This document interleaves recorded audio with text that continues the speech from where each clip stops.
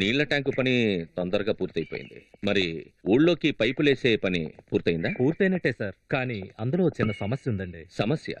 అందులో ఏ సమస్య? ఇక్కడి నుంచి ఊళ్ళోకి వెళ్లే నీటి పైపుల్ని దళితులు కాపురాలు ఉండే వీధుల నుంచి తీసుకెళ్లారు సార్. అయితే ఏంటి? దాన్ని పైకులాల వాళ్ళు వ్యతిరేకిస్తున్నారు. అవును సార్, దళితులు కాపురాలు ఉండే వీధుల్లోంచి నీళ్లు వెళితే ఆ నీళ్లు అంటవుతాయి. అంటవుతాయా?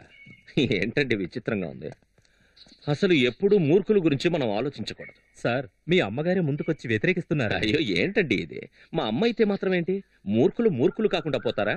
మీరు మనం అనుకున్నట్టుగానే పైపులు వేయండి. దాహం వేసిన వాళ్ళు నీళ్లు తాగుతారు, అంటనుకున్న వాళ్ళు గొంతెండి చస్తారు.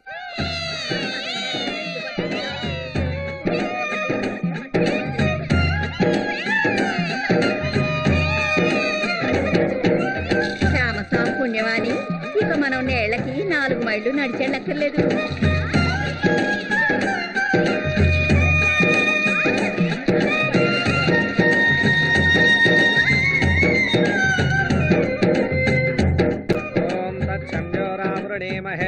दातुं यज्ञाय दातुं यज्ञपतये दैवे स्वस्तिरस्तु नः स्वस्तिर्मानुषेभ्यः ऊर्ध्वं जिगातु भेषजौ सन्नो अस्तु द्विपदे सञ्चतुष्पदे ॐ शान्तिः शान्तिः शान्तिः येन देवा पवित्रेण आत्मानं पुनते सदा तेन सहस्रधारेण आवमान्यः पुनन्तु माम्। ॐ शुक्लाम्बरधरं विष्णु शशिवर्णं चतुर्भुजं प्रसन्नवदनं ఛాయేత్ సర్వవిఘ్నోపశాంతయే। చింతపండుతో అంటు కడిగేసి నీళ్లు పట్టుకుందురు గాని రండి.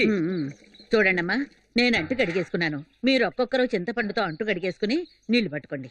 కుళాయిని కనిపెట్టి నీళ్లు రప్పించడం తెలీదు, కానీ వచ్చే నీళ్లకి అంటంటకుండా ఉండడానికి మంత్రాలు కనిపెట్టడం మాత్రం తెలుసు.